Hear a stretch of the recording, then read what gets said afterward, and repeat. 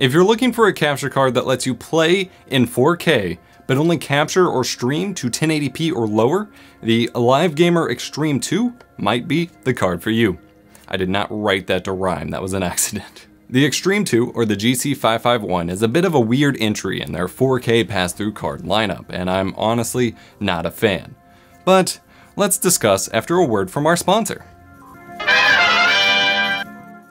Upgrade your video security system today to the Lorax 4K Color Night Vision security cameras. This system has upgradable storage space, support for up to 8 cameras, 200-foot color night vision, and beautiful 4K video. No more blurry, useless security footage. Lorax's system has your home or business covered. You can even monitor from your smartphone. Learn more from our partner link in the video description down below. Of the 3 new capture cards released by AVerMedia this week, Live Gamer Extreme 2 is by far the weirdest offering. I was hoping to release my review of the Live Gamer Ultra today instead, or maybe combine them into one video, but I ran into some issues with the Live Gamer Ultra, so you get this today. Other than my dislike for RE Central 2 at the time, I really liked the original Live Gamer Extreme from 2015. It offered low latency, 1080p 60 capture, and pass-through via USB 3.0, and even had an analog breakout cable for connecting PS3 or older video game consoles and capturing them. It had all of the I/O on the back of it, so it could sit actually on a desk, unlike most capture cards these days, and had a window flap where you could print your own faceplate for it. Neat. It was well-rounded and allowed for capture of most video game consoles, all in one device, unlike Elgato's HD60, which is what they were offering at the time.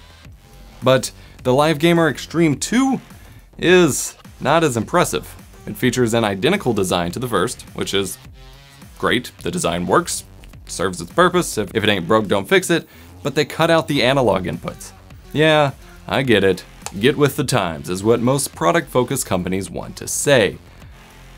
But when expensive game streaming products are already pretty niche, and I'm involved in many large communities of retro gaming enthusiasts and people that have to resort to adapting absurd old broadcast equipment or buying even more expensive purpose-built upscaler units to capture and play their old retro video games on modern computers, this always annoys me. Instead, we just get 2 HDMI 2.0 ports for in and out. And instead of micro USB 3.0, we now get USB 3.1 Gen 1 Type C. Although they call it USB 3.0 everywhere on the website and the marketing, and for good reason though. Since this isn't a UVC device like the Live Gamer Ultra, it's limited to Windows, and doesn't seem to actually work with USB-C ports, nor my USB 3.1 Gen 2 Type A ports. It receives power, passes through the signal, and RE Central usually knows that it's connected, but it never displays the feed. Some of it usually just shows a black screen instead of no signal, and you could never access the feed or capture it or anything like that. Perhaps Gen 2 drivers are more complicated, and this is something that they can fix when future AVerMedia driver updates. But I always get frustrated when devices have USB-C ports for one end, but don't work with actual PC-side USB-C ports. I don't understand. So what can this card do? Simple. The Extreme 2 lets you play your games in up to 4K 60 FPS via pass-through, and then capture or stream at 1080p 60 FPS or lower. Many people have been requesting this for a while. No interest in making 4K content or HDR or anything like that. They just want to send 4K and capture 1080p 60. Older cards would not do that. This card will do that, and it does it well. And then theoretically, you're getting a sharper 1080p file as a result, thanks to the downscaling factor. Though YouTube's awful, harsh 1080p compression will certainly destroy that anyway. Though you could theoretically upscale this footage back up to 1440p or 4K with decent results on YouTube if you recorded to a high enough bitrate in your original recording. It's worth noting too that the results from this card are going to be drastically better than what you'd get with the Live Gamer Portable 2 Plus that I reviewed late last year. I've never been happy with the video quality from the portable line of devices that they release, other than as a I really need to record to an SD card right now solution. So if you weren't happy with the results from the USB 2.0 limited compression of the portable devices, this might be a good solution. But that's it, really. No HDR support other than pass-through. It will pass through the HDR signal, but then actual capture, the actual capture feed cuts out and goes to no signal.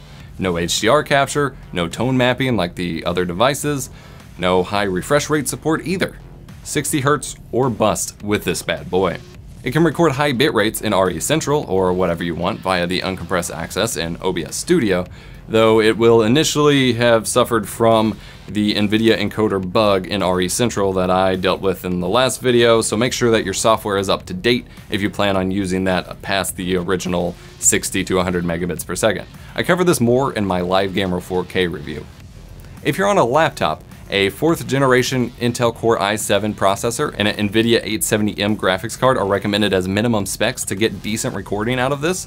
I have found that laptop CPUs just can't keep up with 1080p 60 encoding, even on the higher end. You need a discrete graphics card backing it up. This card also does not work on Linux, Windows only for now.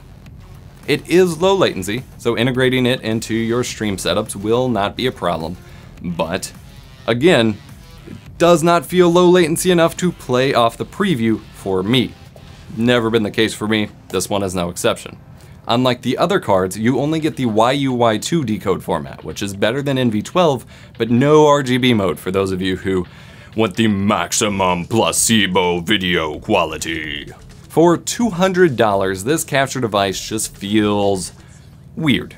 Unlike its previous iteration or other cards in this release cycle, there's no standout feature for the Live Gamer Extreme 2. It's basic, but feels pricey to only release for $100 less than their full 4K 60 HDR capture option.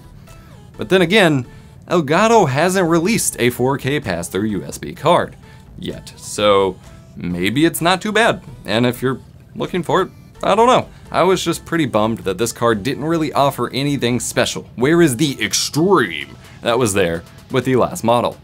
But I guess if you're buying a basic capture card today and can fund it, the Live Gamer Extreme 2 would be the one to go with if you want to have the future-proof-ish option of passing through 4K signals in the future. As covered better in my Live Gamer 4K review, the RE Central 4 is a great capture and streaming software that allows for direct capture, screenshotting, and also live streaming with multiple scenes and sources, and even multicasting to multiple live streaming services at once. I'll hopefully have a deeper dive on the software coming in future videos later in July or just later this year, as I really want to cover all that it has to offer. Is this the capture card that you're looking for, or do you prefer the more flashier features of the Ultra or 4K devices? Comment below. Down there in the video description are affiliate product links where you can buy this capture card as well as the other capture cards, my reviews of the other AVerMedia capture cards, as well as links to our sponsor, Lorex Technology. You should check that out. Consider subscribing and turning on notifications so you don't miss an upload. I'm EposVox, and I'll see you in the next one.